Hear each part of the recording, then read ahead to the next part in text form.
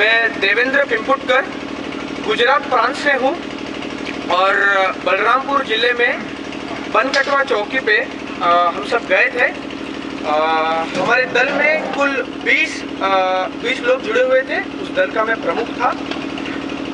अगर अनुभव की बात करें तो बहुत अच्छे अनुभव रहे वहाँ पे।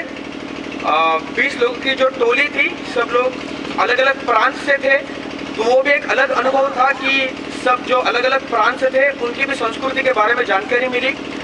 लेकिन जो सीमा क्षेत्र जो हम लोगों ने देखा, कुल लगभग 35 किलोमीटर हमारे साथ जो सामान था वो सामान लेके सब जो दल के साथ जो थे वो वहाँ पे चले। जो सीमाओं पे जो हमने विशेष कुछ चीज़ें देखी तो संक्षिप्त में उसके सिर्फ बिंदु बताना चाहूँगा।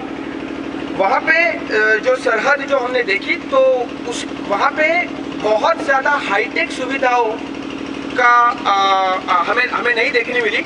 इतनी ज़्यादा हाईटेक सुविधाएं नहीं थी। वहाँ पे जो सैनिक होते हैं उनके रक्षण के लिए, उनका रक्षण मतलब वैसे तो वो हमारा रक्षण करते हैं, लेकिन जंगल है, घना जंगल है, तो घना जंगल होने के कारण जंगली जानवर भी बहुत होते हैं और बहुत सी बार ऐसी चीज़ होती है कि जो चौकियाँ बनी हुई होती है उसके अंदर भी घुस आते हैं। तो सैनिकों के रक्षण के लिए जो जंगली जानवर का शिकार होते हैं या उनसे घायल होते हैं, उसके बारे में किसी प्रकार का रक्षण नहीं था। पक्की दीवार वगैरह नहीं बनी थी जो होनी चाहिए, हमें ऐसा लगता है। अगर समाज की बात करें, 2-3 गांव में भी हम घूमे तो एक भाई साहब मिले थे, उनसे कुछ जानकारी मिली। उनका नाम था श्री शिव कटराम जी। वो बलवंता गांव से थे, अच्छे खासे मुस्तंडे बंदे थे वो। तो उनसे कुछ जानकारी मिली तो वहाँ से पता चला कि समाज में बहुत ही अच्छा समरसता का भाव है, सब लोग हिल मिल के रहते हैं। वहाँ पे बिजली तो नहीं है, बिजली की बहुत बड़ी समस्या है, तो बिजली होनी बहुत ज़रूरी है। लेकिन जो कुछ अच्छी स्थितियों में है उन्होंने सोलार प्लांट लगाए हुए हैं जिससे वो बिजलियाँ लेते हैं। दूसरी एक चीज़ थी शिक्षण संस्थाओं का बहुत ज़्यादा अभाव है। कई जगहों पे स्कूलें हैं, मतलब गांव के नज़दीक करीबन 1 किलोमीटर के अंतर में स्कूल भी है, लेकिन वो जो स्कूल है प्राथमिक स्कूल है, 1 से 8वीं कक्षा तक। लेकिन बहुत सी बार ऐसा होता है कि 1-1, 2-2 महीने तक वहाँ पे शिक्षक भी नहीं आते।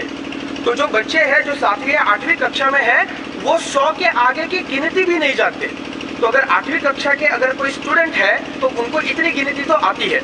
तो इस प्रकार से जो शिक्षकों का जो प्रभाव होना चाहिए उसकी भी बहुत खामियां वहाँ पे नजर आई।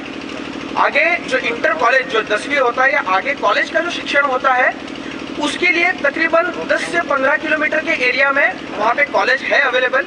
लेकिन एक प्राइवेट कॉलेज है, एक सरकारी कॉलेज है। सरकारी कॉलेजों की हालत कुछ ठीक नहीं है, प्राइवेट है, लेकिन गरीबी होने के कारण वो लोग अफोर्ड नहीं कर सकते कि हम स्कूल में जाए, कॉलेज में जाए और शिक्षण प्राप्त करें।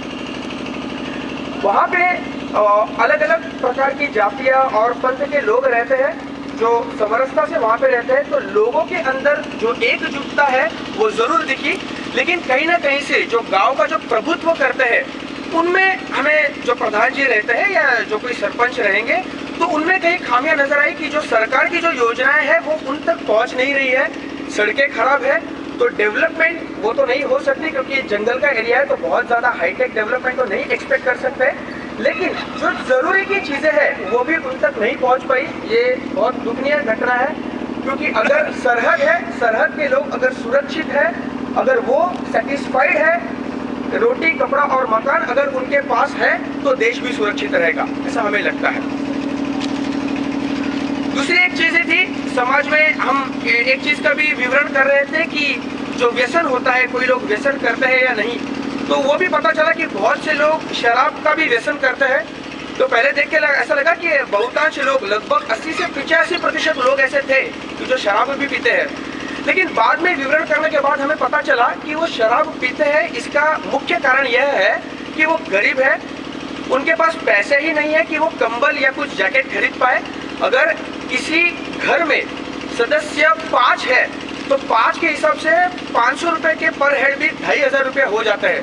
लेकिन वो 2500 रुपये भी उनके पास है नहीं, शायद इतनी तो उनकी एनुअल इनकम जो वार्षिक आवक बोलते हैं वो भी नहीं हो सकती। तो उस कारण जो नेपाल बॉर्डर के पार कुछ एक बोतल मिलती है, 20 रुपए में वो बोतल खरीद लेते हैं, शराब पीते हैं, जिसकी वजह से उनके शरीर में गर्मी आती है और वो अपना जीवन गुजार सकते हैं। क्योंकि ये चीज़ तो सबको पता है, अगर जान है तो जहान है।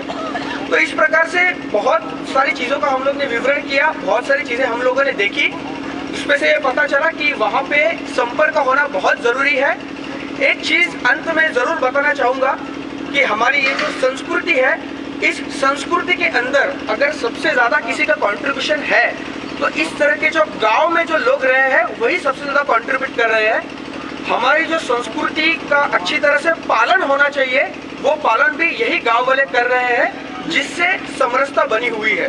तो अगर उनको प्रोत्साहित किया जाए तो ज़रूर ये जो एक इंटीग्रेटेड फैमिली जिसको हम बोलते हैं, एक सामाजिक समरसता, वो पूरे देश में बनकर रह सकती है। भारत माता की जय।